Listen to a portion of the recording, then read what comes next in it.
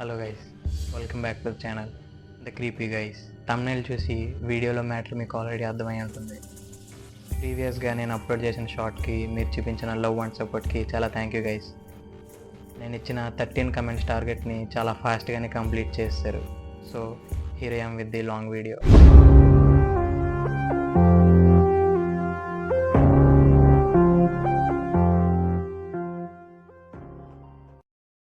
వీడియోలోకి వెళ్ళే ముందు నేను మీకు ఒక చిన్న స్టోరీ చెప్పాలనుకుంటున్నాను గైస్.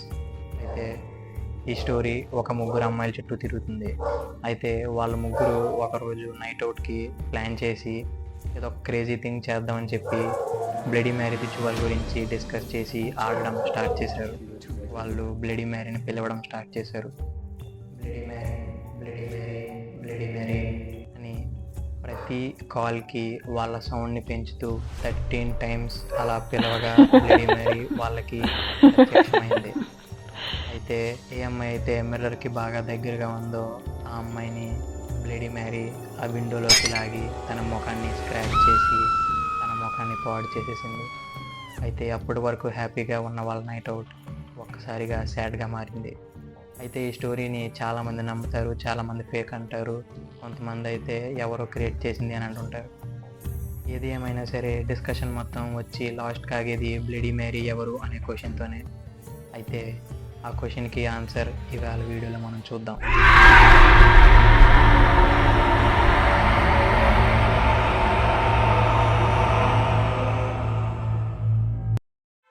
Marry Tudor. ఈమె గురించి ఆల్రెడీ మనం షార్ట్ వీడియోలో డిస్కస్ చేసాం. సో మ్యాటర్లోకి వెళ్తే కింగ్ హెన్రీ 8th ఫస్ట్ వైఫ్కి పుట్టిన ఫస్ట్ చైల్డే ఈ మ్యారీ ట్యూడర్.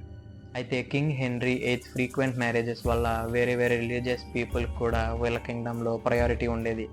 అది నచ్చని మ్యారీ వాళ్ళ నాన్నకి హెల్త్ బాగాలేని టైం చూసి ఇదే కరెక్ట్ టైం అని చెప్పి ఇంగ్లాండ్కి 1533లో క్వీన్ అయ్యారు. ఈమె రూలింగ్లో ఎవరైతే క్యాథలికిజంకి అంటే క్యాథలిక్ చర్చ్ నుంచి వచ్చిన ఆర్డర్స్కి అపోజిట్గా ప్రొటెస్ట్ చేసేవాళ్ళో, ఆ రూల్స్ని ఎవరైతే పాటించకుండా ఉండేవాళ్ళో వాళ్ళలో 280 to 300 పీపుల్ని అందరూ చూస్తుండగా కాల్చి చంపేశారు. ఈమె రూల్ చేసింది 5 years అయినా ఇంత బ్రూటల్గా మనుషుల్ని చంపడం చూసి ఈమె ఆ బ్లడీ మ్యారీ రిచువల్లో ఉన్న బ్లడీ మ్యారీ అని నమ్ముతూ ఉంటారు. మరి ఇంకొంతమంది నమ్మే స్టోరీ ఏంటంటే ఎలిజబెత్ బాథోరీ అనే ఫ్యామిలీకి చెందిన ఆవిడ. ఈ స్టోరీ కూడా ఇంగ్లాండ్ ఒరిజిన్కి సంబంధించింది. అయితే August 7th 1567లో ఈమె జన్మించారు. ఈమె ఒక బిగ్ షాట్ కూతురు, అంటే ఒక ఫేమస్ పర్సన్ కూతురు ఇంగ్లాండ్లో ఆ టైంలో.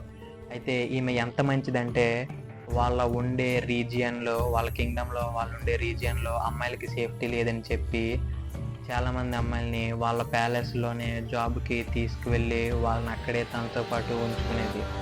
Such a kind person. అయితే ఈమె ఇలాగా 660 గర్ల్స్ ఇంకా ఉమెన్స్కి ఈమె జాబ్ ఇచ్చింది. అయితే ఆ జాబ్ ఏంటంటే అతి క్రూరంగా నరకం అనుభవించి చనిపోవడం. అవును గైస్, మీరు విన్నది కరెక్టే. ఈమె తీసుకొచ్చిన అమ్మాయిలందరినీ క్రూరంగా చంపేసి వాళ్ళ రక్తంతో స్నానం చేసేది.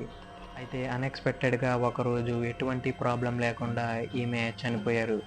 అయితే ఈ న్యూస్ అంతా తను చనిపోయిన తర్వాత ఆమె దగ్గర వర్క్ చేసే ఒక అతను బయటికి చెప్పారు. ఇది ఎంతవరకు నిజమో కాదో మనకు తెలియదు, కానీ ఆమె చనిపోయిన తర్వాత హెల్ గాడ్ అంటే నరకానికి దేవుడు ఆమెని ఒక రీలంలో బంధించి ఎవరైతే బ్లడీ మ్యారీ అనే రిచువల్ని యూజ్ చేసి నిన్ను సమన్ చేస్తారో నువ్వు వెళ్ళి వాళ్ళకి వాళ్ళ ఫ్యూచర్ని చెప్పాలి అని తనకి ఒక శిక్ష విధించారు. ఆమె బ్లడీ మ్యారీ లాగా మనకి ఆ రిచువల్ చేయగా కనిపిస్తుంది అని చెప్పి చాలామంది నమ్ముతూ ఉంటారు. అయితే ముందు చెప్పిన 2 స్టోరీల్ని వెస్ట్రన్ కంట్రీస్ వాళ్ళు నమ్మితే ఈస్టర్న్ కంట్రీస్ నుంచి జపాన్ కూడా మేమేం తక్కువ చేయలేదని చెప్పి వాళ్ళు కూడా ఒక ఆరిజిన్ స్టోరీ తోటి ముందుకొచ్చారు. ఈ స్టోరీలోకి వెళ్తే హనాకుసా అనే ఒక చిన్నమ్మాయి జపాన్లో స్కూల్లో ఉండగా అన్ఎక్స్పెక్టెడ్గా స్కూల్ వాష్రూమ్లో తన్ని ఎవరో చంపేశారు. అయితే ఎవరైతే ఒక స్కూల్ వాష్రూమ్లో 3rd floorలో ఉన్న 4th వాష్రూమ్లో అద్దం ముందు హనాకుసా ఆర్ యూ దేర్ అని అడిగితే తను ఎస్ ఐ యామ్ అని రిప్లై ఇచ్చిందంటే తను మీతో మాట్లాడాలి అని అనుకుంటున్నట్టే. అయితే ఈ స్టోరీ ముందున్న స్టోరీలతో కొంచెం భిన్నంగా ఉంటుంది.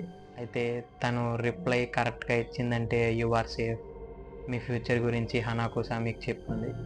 కానీ మీరు కానీ, మీ ప్రవర్తన కానీ, మీ మాటలు కానీ హనాకోసాకి నచ్చకపోతే తను మిమ్మల్ని బాత్రూమ్ బేసిన్లో నుంచి లాక్కుని వెళ్ళి హెల్లో పాడేస్తుందని జపాన్ వాళ్ళు నమ్ముతుంటారు.